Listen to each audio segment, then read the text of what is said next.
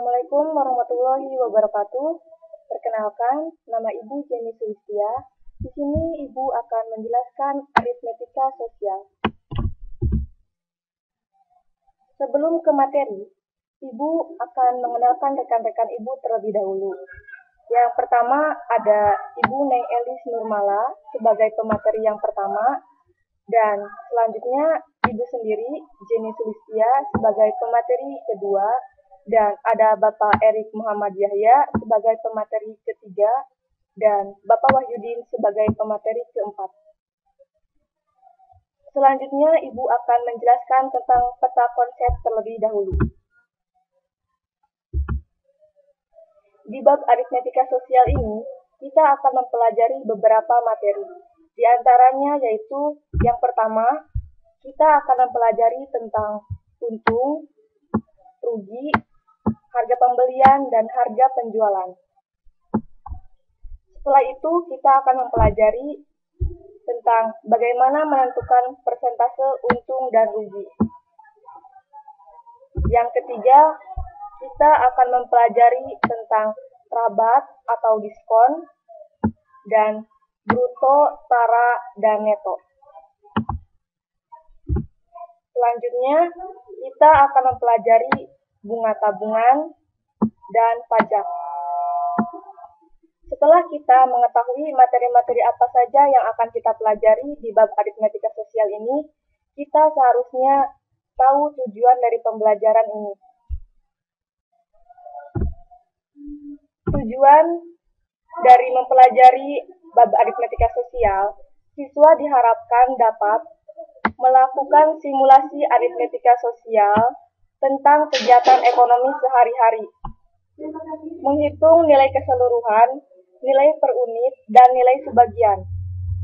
Selanjutnya, menentukan besar dan persentase laba, rugi, harga jual, harga beli, rabat, neto, pajak, dan bunga tunggal dalam kegiatan ekonomi.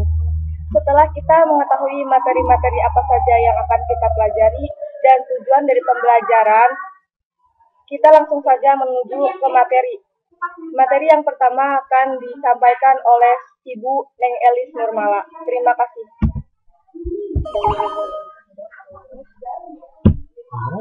Assalamualaikum warahmatullahi wabarakatuh. Perkenalkan, nama saya Neng Elis Nurmala sebagai pemateri pertama yang akan menjelaskan materi tentang harga pembelian, harga penjualan, untung dan rugi. Dalam kegiatan perdagangan, terdapat penjual barang dan pembelinya. Pembelian atau modal. Harga penjualan. Pembelian atau modal adalah harga barang dari pabrik grosir atau tempat lainnya, sedangkan harga penjualan adalah uang yang diterima oleh pedagang dari hasil penjualan barang tersebut. Untung. Untuk memahami tentang pengertian untung, amatilah uraian berikut. Koperasi sekolah membeli 1 dus air minum mineral yang berisi 48 gelas dengan harga Rp14.000. Air minum itu kemudian dijual dengan harga Rp500 per gelas. Bandingkan pembeli dengan harga penjualan. Harga pembelian sama dengan Rp14.000.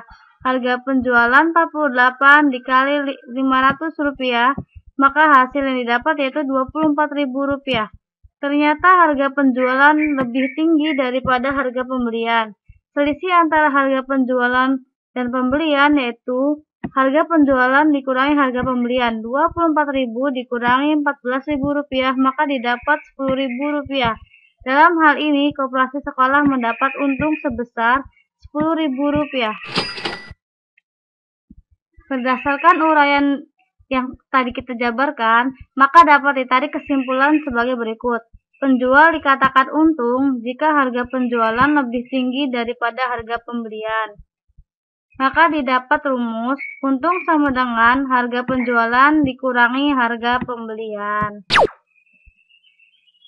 Contoh, 1 lusin pensil dibeli dengan harga Rp18.000. Kemudian dijual dengan harga Rp1.800 tiap buah. Berapa rupiahkah untungnya? Kita jawab bersama-sama. Kita ketahui harga pembelian yaitu Rp18.000. Sedangkan harga penjualan 12 dikali Rp1.800, maka didapat Rp21.600. Kita masukkan ke dalam rumus. Untung sama dengan harga penjualan dikurangi harga pembelian. 21.600 dikurangi Rp18.000 sama dengan Rp3.600. Rugi. Pak Mamat membeli sebuah pesawat televisi bekas dengan harga Rp250.000. Televisi tersebut diperbaiki dengan biaya Rp65.000, kemudian dijual dengan harga Rp300.000. Jika biaya perbaikan dan pembelian termasuk sebagai modal, maka modal televisi sama dengan Rp250.000 ditambah Rp60.000, maka didapat Rp315.000. Harga penjualan yaitu Rp300.000. Dengan demikian, harga penjualan lebih rendah daripada modal dan dikatakan bahwa Pak Mamat mengalami rugi. Selisih antara modal dan harga penjualan yaitu Rp315.000 dikurangi Rp300.000 sama dengan Rp15.000. Jadi, Pak Mamat mengalami rugi sebesar Rp15.000. Berdasarkan uraian di atas, maka dapat ditarik kesimpulan berikut ini. Penjual dikatakan mengalami rugi jika harga penjualan lebih rendah daripada harga pembelian, maka didapat rumus rugi sama dengan harga pembelian dikurangi harga penjualan. Contoh, seorang pedagang durian membeli 100 buah durian dengan harga seluruhnya Rp600.000, kemudian 40 buah durian itu dijual dengan harga Rp7.000 tiap buah. 52 buah dijual dengan harga Rp6.000 dan sisanya busuk. Berapa kerugian pedagang itu? Nah, kita jawab bersama-sama. Harga pembelian sama dengan Rp600.000. Harga penjualan 40 dikali Rp7.000 ditambah 52 dikali Rp6.000. Rp280.000 ditambah Rp312.000 sama dengan Rp592.000. Jadi, kita masukin ke rumus. Rugi sama dengan harga pembelian dikurangi harga penjualan. Rp600.000 dikurangi Rp592.000, maka didapat Rp8.000.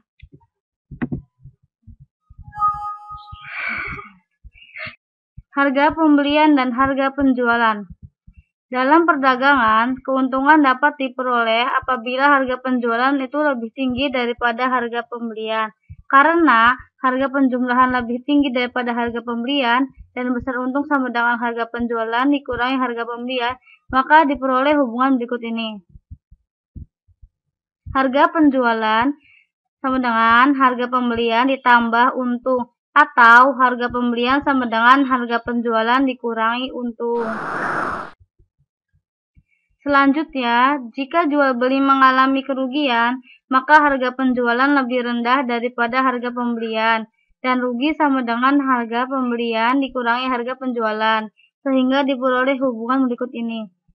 Harga penjualan sama dengan harga pembelian ditambah rugi, atau harga pembelian sama dengan harga penjualan dikurangi rugi. Kita masuk ke dalam contoh. Seorang pedagang buah membeli 40 buah melon. Setelah terjual habis, ternyata pedagang itu menderita rugi sebesar Rp10.000. Karena ia hanya memperoleh uang hasil penjualan sebanyak Rp10.000, tentukan harga pembelian tiap buah melon itu.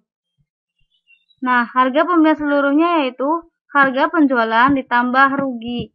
Rp110.000 ditambah Rp10.000, maka didapat Rp120.000. Harga pembelian sebuah melon sama dengan Rp12.000 dibagi 40, maka didapat Rp3.000. Terima kasih.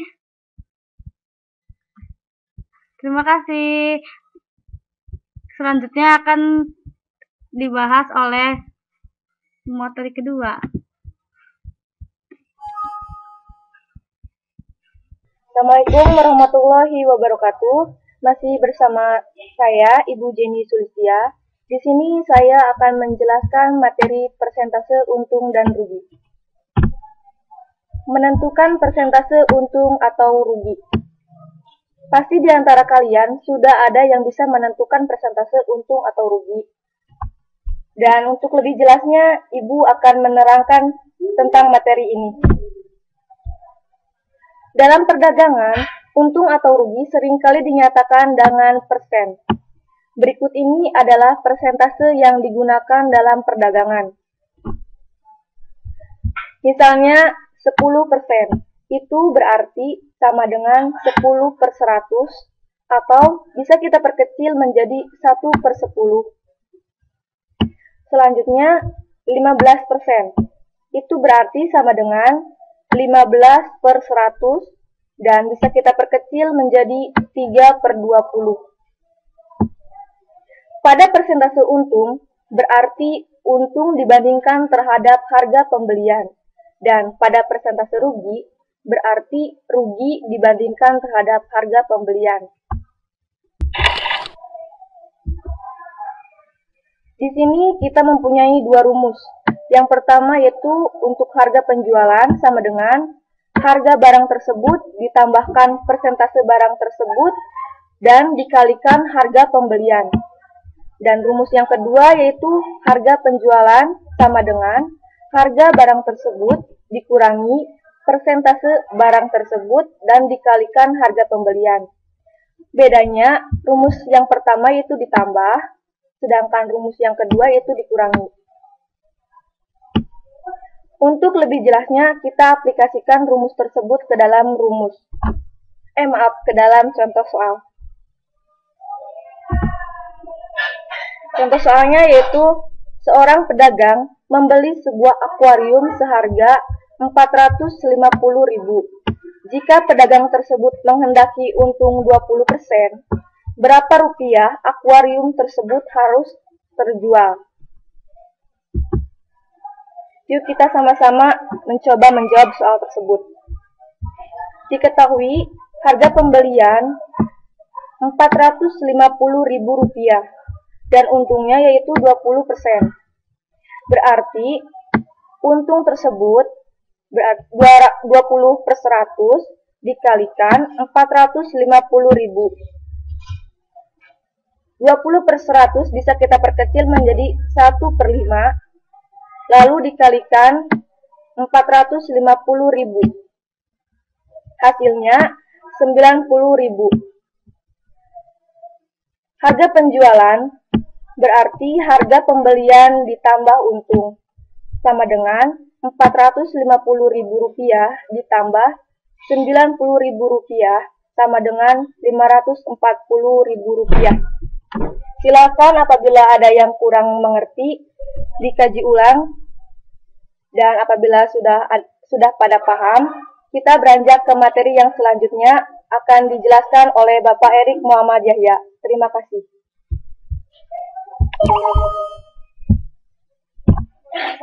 Selanjutnya adalah bruto, tara, dan neto. Bapak mempunyai sebuah contoh soal. Di sini sebuah karung berisi beras dengan berat seluruhnya adalah 100 kg. Jika berat karung adalah 0,80 kg, maka berat berasnya adalah 100 kg dikurangi berat karung, yaitu 0,80 kg. Jadi hasilnya adalah 99,20 kg. Bruto berat kotor di mana berat karungnya adalah beras yaitu 100 kg. Tara potongan berat di mana berat karung adalah 0,80 kg. Neto berat bersih di mana berat berasnya adalah 99,20 kg. Jadi hubungan bruto, tara, dan neto dapat dirumuskan sebagai berikut. Neto sama dengan bruto dikurangi tara. Jika diketahui persen tara dan bruto, maka untuk mencari tara digunakan rumus sebagai berikut. Tara sama dengan persen tara dikali bruto.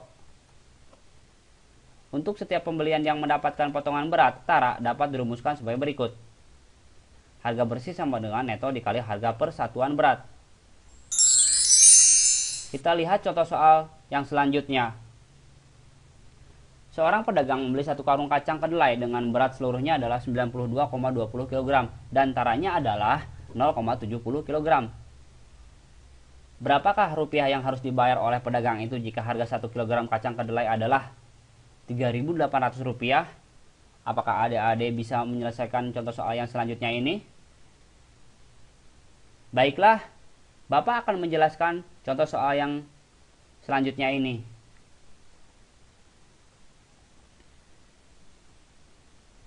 Di mana neto sama dengan bruto dikurangi tara. Brutonya itu adalah 92,20 kg dari sini. Dikurangi taranya adalah 0,70 kg dari sini. Hasilnya adalah 91,50 kg.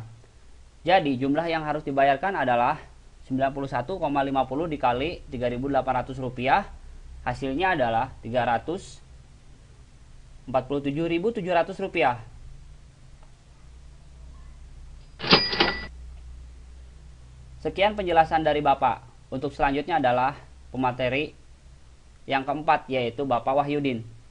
Kepadanya saya persilahkan. Terima kasih. Perkenalkan, nama Bapak Wahyudin. Di sini Bapak akan melanjutkan materi yang telah disampaikan oleh rekan Bapak, yaitu RM Yahya, dan Bapak akan menjelaskan materi tentang bunga tabungan.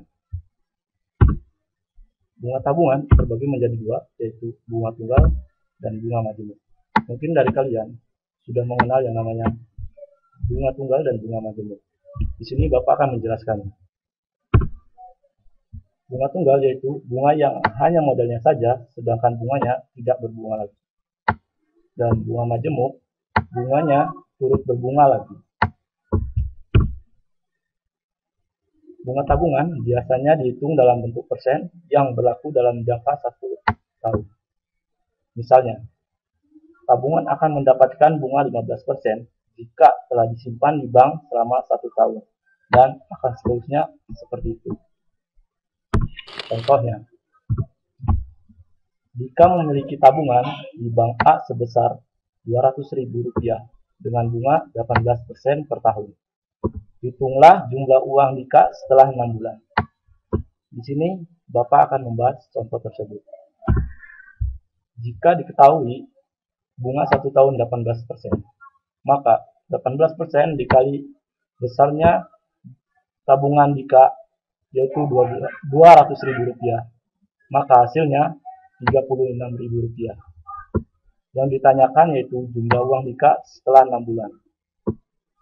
Jika kalian ketahui dalam 1 tahun itu memiliki 12 bulan, maka 6 per 12 dikali besarnya bunga 1 tahun yaitu Rp36.000, maka hasilnya Rp18.000.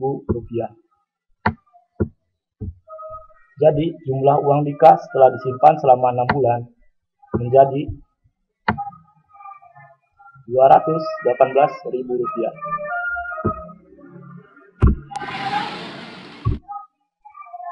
Dari contoh di atas, maka dapat disimpulkan hal-hal sebagai berikut ini. Yang pertama yaitu bunga 1 tahun sama dengan persen bunga dikali modal. Yang kedua ada bunga B. B di sini dilambangkan sebagai bunga per bulan atau sering disebut dengan bunga 1 tahun.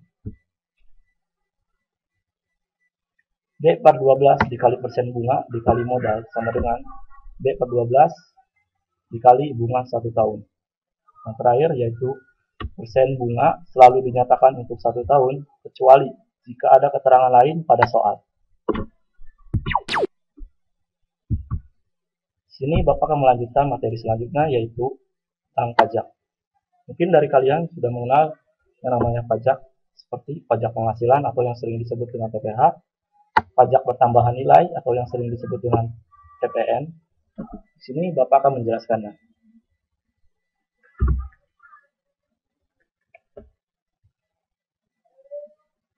pajak PPN, yaitu pajak ini berlaku untuk pegawai tetap dari perusahaan swasta atau pegawai negeri dikenakan pajak dari penghasilan kena pajak. Dan pajak pertambahan nilai atau PPN. Pajak ini berlaku bila kita belanja di dealer, grosir, toko swalayan, atau tempat lainnya, maka terdapat barang yang harganya ditambah dengan pajak. Pengaruh pajak penghasilan atau PPh dapat mengakibatkan penerimaan menjadi berkurang, dan pengaruh dari pajak pertambahan nilai dapat mengakibatkan harga bayar menjadi bertambah. Contohnya, Paman memperoleh gaji sebulan sebesar 950.000 dengan penghasilan tidak kena pajak atau bebas pajak 360.000. Jika besar pajak penghasilan PPh adalah 10%, berapakah gaji yang diterima Paman dalam sebulan? Sini Bapak akan mengulas contoh tersebut.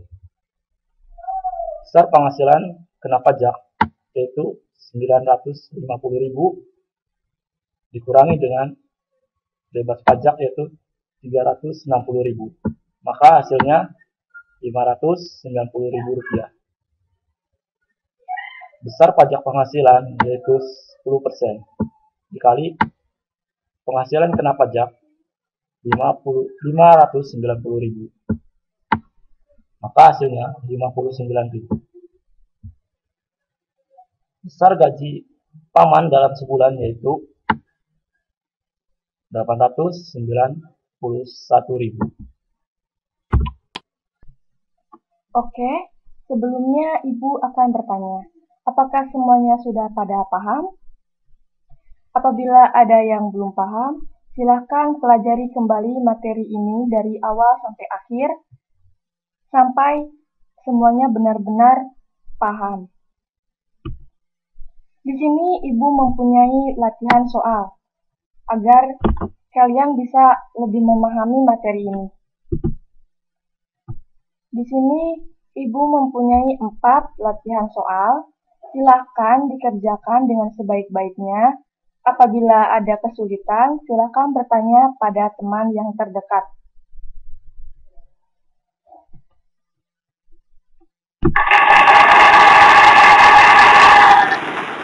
Selanjutnya, di sini ada profil pemateri. Pemateri yang pertama ada Ibu Neng Elis Nurmala sebagai pemateri yang pertama. Dan ada Ibu Jenny Sulistia sebagai pemateri yang kedua.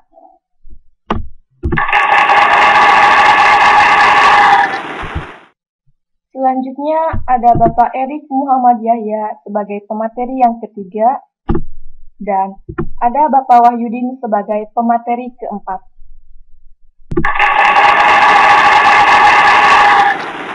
Terima kasih atas perhatiannya. Semoga materi yang sudah dijelaskan oleh Bapak Ibu Guru tentang aritmetika sosial dapat bermanfaat dan dapat diaplikasikan dalam kehidupan sehari-hari. Terima kasih. Wabillahil taufiq wal hidayah. Wassalamualaikum warahmatullahi wabarakatuh.